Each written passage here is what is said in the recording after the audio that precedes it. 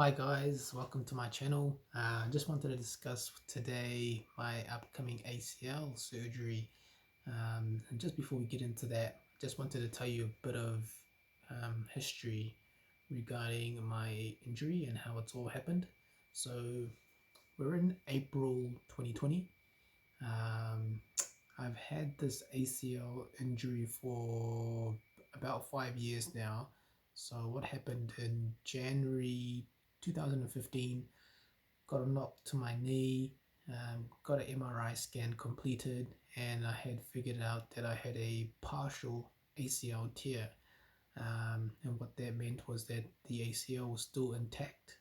According to the scans, it said that my ACL was hanging by a thread. So it only had a few threads intact. And to be honest, it wasn't sore. So I managed to keep playing. Played 4 or 5 years now without any injuries, without any instability. There was no instability. There was no swelling.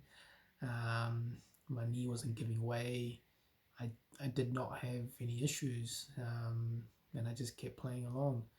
It wasn't until the start of 2019, so it would have been about a year before from now, that I was playing on turf.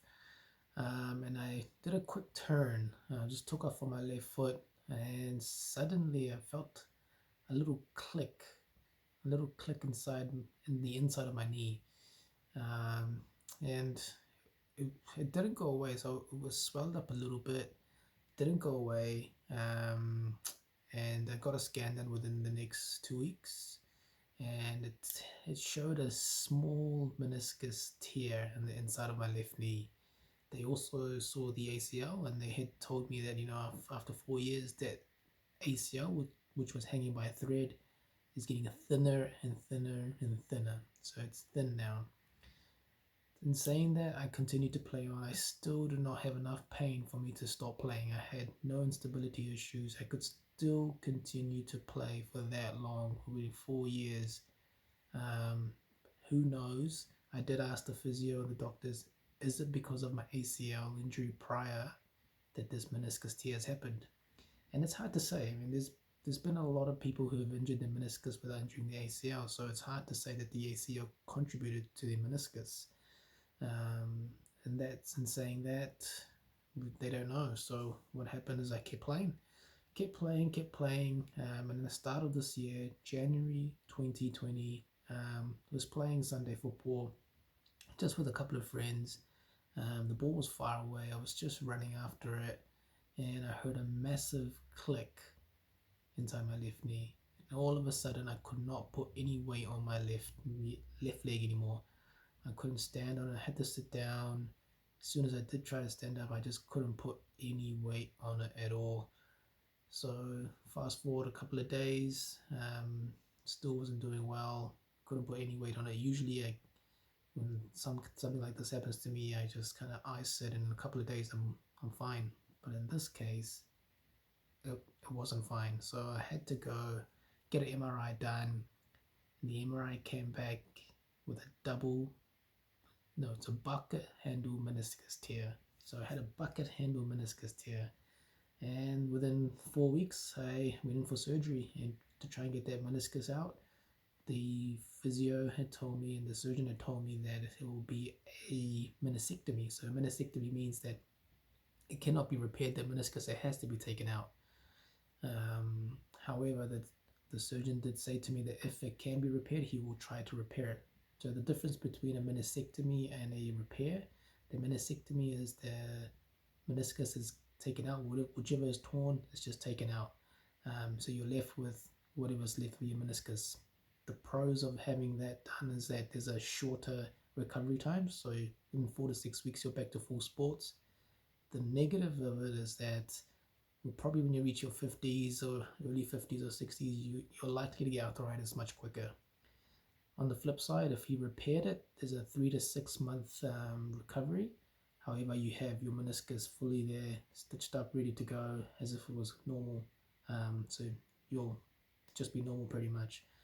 So he went in, he repaired my meniscus. It was meant to be a meniscectomy, and he repaired it. He said 3 to 6 months recovery.